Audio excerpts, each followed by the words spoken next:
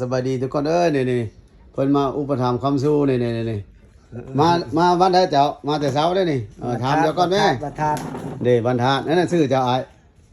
เสียงชื่อไอ้เสียงเจ้าเด้พ่อเฒ่าหยังก็ไอ้ดาวพ่อเฒ่าดาวเพิ่นมาหาซอก MP3 พี่น้องเอ้ยเพิ่นอยากได้บังลำเพิ่นว่าจังซั่นนี่แหละค่อยมีในแนวเสนอให้เพิ่นนี่ค่อยเว้าเสนอให้เพิ่นแบบราคาย่อมๆเพราะว่าอันนี้มันเป็นของแถมอะนะเพิ่นว่าบ่เอาเพิ่นว่าได้บ่เอามันใหญ่โพด แต่ว่าค่อยเว้าให้ละสิบ่เอาบ่ค่อยว่าจังซั่นเดี๋ยวนี้ก็ยังเว้านำเพิ่นนะเดี๋ยวสิเอาหรือว่าอยากได้หรือบ่อยากได้เว้าเรื่องอยากได้ก่อนแม่เดี๋ยวนี้เขาบ่เว้าเรื่องเงินนะแต่ว่าเจ้าอยากได้บ่หรือบ่อยากได้นี่บ่เอาเฮ้ยมันใหญ่โพดเฮ้ย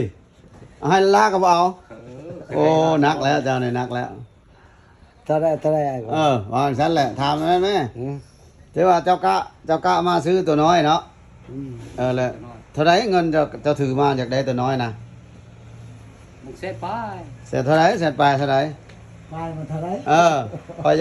ยากถามเบิ่งกันนะ40140,000ครับเจ้าอยากได้บ่ค่อยถามเจ้าก่อนน่ะนี่หรือว่าบ่เอาแล้วยะถึงว่า140ค่อยก็ให้นี่เนาะแต่ว่ามันใหญ่กว่าเป้าหมายเจ้ามันใหญ่แม่นบ่มักให้ล้าก็บ่เอาสรุปนะ140ก็บ่เอานี่ให้เจ้านี่อันนี้แหละธรรมดาเขาขายแล้ว 7-8 แสนได้เจ้าเข้าใจบ่นี่เป็นหยังก็จะให้ราคาแบบนี้ย้อนค่อยจะได้คลิปเจ้านี่ ค่อยถ่ายให้กับเจ้าเบิ่งนะเจ้าเราตั้งใจมาเลยอยากได้ตัวน้อยเนาะเอาตัวใหญ่นี่แสนเท่าไรจะถือมา140แล้วค่อยให้เจ้านี่ตัวราคา 7-8 แสนนี่บ่เอานี่พี่น้องเอ้ยผมมักบ่เอาสิได้เพิ่นได้เข้าใจเด้อผมมักเลยว่าสิเอาให้เพิ่นได้พี่น้องเอ้ยนี่เพิ่นบ่มักเข้าใจเด้อมาแล้วเอาตัว140เนาะเด้ตัวน้อยนี่เด้บ่เดียวเด้อภาษาเด้อเด้เอกแม็กมีล่ะเด้เป็นเลาะๆเบิ่งอยู่ฮะโอ้ยังบ่ทันเปิดคักเนาะตัวทางในเด้อเด้ตัวดำๆมาเด้เอาบ่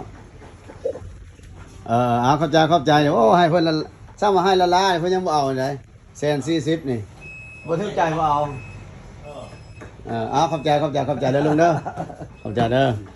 ไปขายเครื่องก่อนเข้าใจยามว่าจังได๋แล้วให้เจ้าบ่แม่นค่อยเว้ายอกได้อลีได้ตัวนี้ 7% เพิ่นแหละจะขายให้เพิ่น140นี่เพิ่นบ่เอามันใหญ่โพดคนซัดซื้อเด้สมัยตะกี้พี่น้องเอ้ยเพิ่นไปหากินเนาะไปหาหน่อไม้เนาะสมัยตะกี้เนาะเห็นกบเห็นเขียดเพิ่นบ่ได้เอาเด้ต้องเอาหน่อไม้เด้แม่นบ่มื้อนี้ไปหาปลาโอ้เห็นงูเห็นหยังในตามทางนั่นบ่เอาแม่นบ่ต้องได้กินปลาเท่านั้นจังเอา อันนี้เพิ่นตั้งใจมาซื้อตัวน้อยเพิ่นเห็นตัวใหญ่ให้ราคาซ้ำตัวน้อยเพิ่นบ่เอาแม่บ่ลุงคนตะกี้คนสัตว์ซื้อนี่แหละคนสัตว์ซื้อนี่เข้าใจเด้อโดนบ่เห็นได้บัดนี้ได้เข้าใจได้เด้อเข้าใจลุงเด้อจบคลิปก่อนบ๊ายบาย